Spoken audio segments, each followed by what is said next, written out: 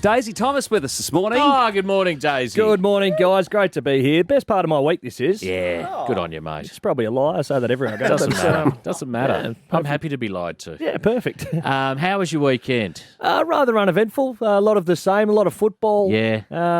Didn't really. I played golf on Saturday. Actually, Did you? Suffering horrifically from chafe at the minute. Now Are you? I'm a bigger boy, as we all know. I've put on a couple, which is fine. I hadn't noticed. Trying to work it off, but yeah, one of the real hazards of being a bigger boy is chafe. I've never had it before. I had the skinny little legs going, and now they've gotten a bit bigger. Oh, boy. Yeah. Not great. Yeah, you needed to be wearing some sort of lycra pant. Well, if I'm being completely honest, I may have been too. So that's wow, the level. you chafed through the lycra. Yeah. That's big boy. heavy chafe. Big boy The things. next stop for you is Vaseline. You need a barrier cream. I need a sponsorship. You That's need what a I barrier need. cream and someone to apply it. Well, that's it. Happy 8:40. I hope you're enjoying your breakfast. Daisy's on the first tee, smearing Vass between his legs.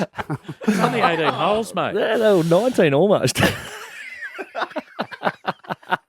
Oh, we've taken a turn. No, it's fine. We'll come back. Well, we're not stopping now. No. Don't get me wrong. But I'm just. Hang on, I'm getting dragged off. saying to you, let's save your winners and losers from the weekend for the next chat. Yes, arguably the best segment on radio. One of the great segments. It is, yeah. Daisy's winners and losers from the weekend. What do we what award show do we go to later? Is the Acras? Yeah. Oh, yeah. I look forward to accepting one on behalf of the team for this segment. Give us one of. Let's talk. Why don't we talk about the controversy in the final moments of Sydney Geelong? Yeah, okay. Well, I'll scrap that off my list as one of the talking points. That was number one. No, that was a big talking point, and the fact It was huge. There was a couple of moments late, the umpires, and we all know that I'm a bit of an umpire basher. I happily put my hand up as a man who got fined $7,500 for doing that during my playing career. Right, okay. I feel it's still my right to get that money's worth now I'm retired. So, You've got form. Yeah, I've got form, and look, they were bad. The thing I don't like about the umpire who called play on not 15 is that he called it as soon as it had sort of left the boot.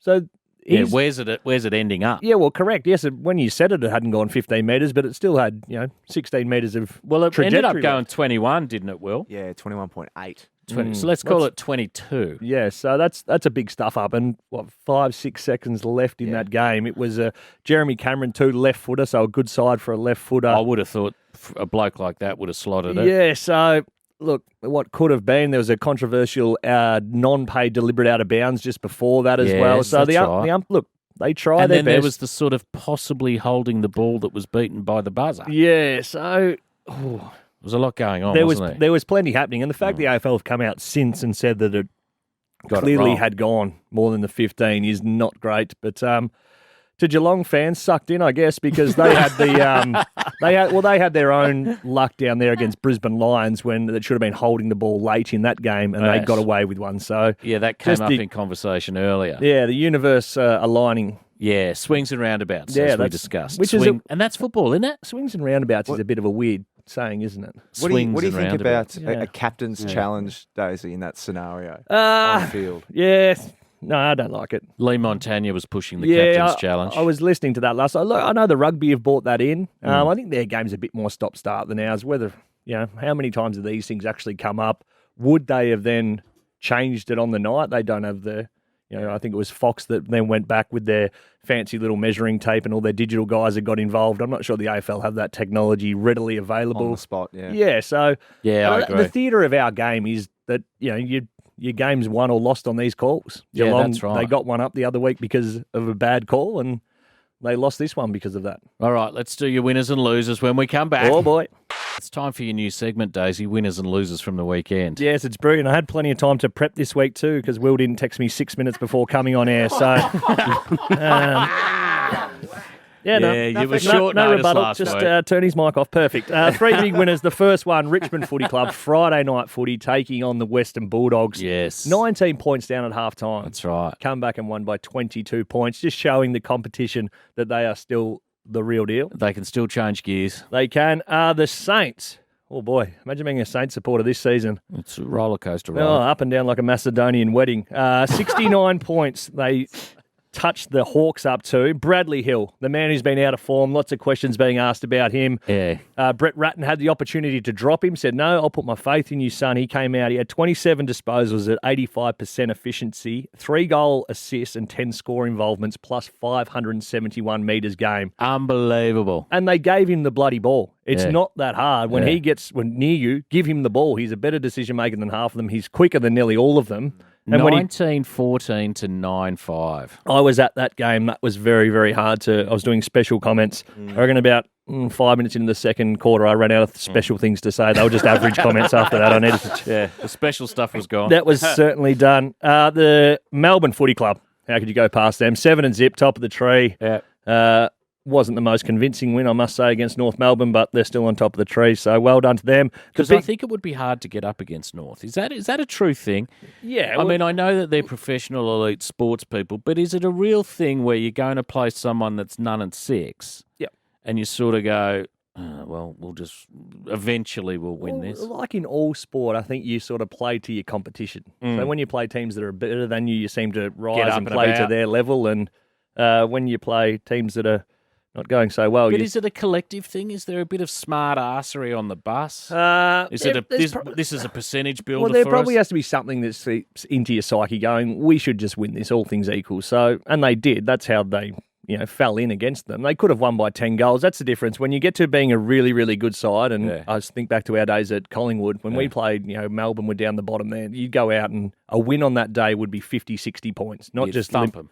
And a lot of the times on Queen's birthday, we fell in. So just that shift in mindset can catch you out.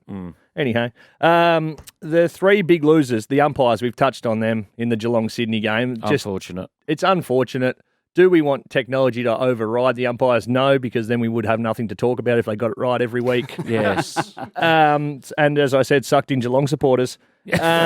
Port, their loss to the Lions, 49 points. Yeah. So that's their second bad interstate loss. They got touched up by the Eagles over there. Yeah. And, of course, this week, will Koshy pull the trigger and say, we will wear the prison bars in the showdown? No, he won't.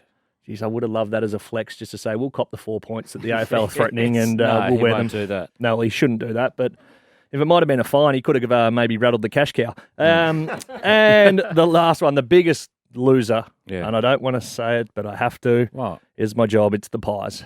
Oh, yes. They are in trouble. Second last on the ladder. Yeah. They've won one more game than North. That's a fun way to think about it. And you know who they play this week?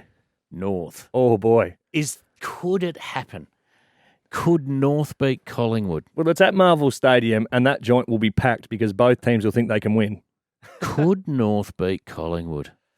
Well, they could. If they play like they did against Melbourne and tightened a few things up and Collingwood played as bad as they did against... North will be thinking they can win this one. Don't worry about that. Which is a scary, scary thought. They'll be training the track off. Oh, not sure if you train the track off. Well, you can train stuff off. It might not be the track. I think you train it down, but anyway, I tell the you house what. down or whatnot.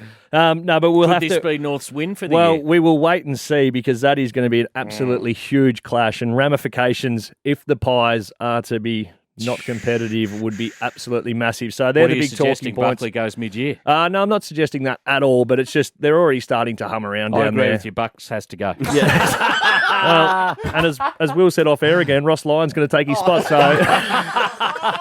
Daisy Thomas. See you next week. thanks for having me. The Marty Sheargold Show. Triple M.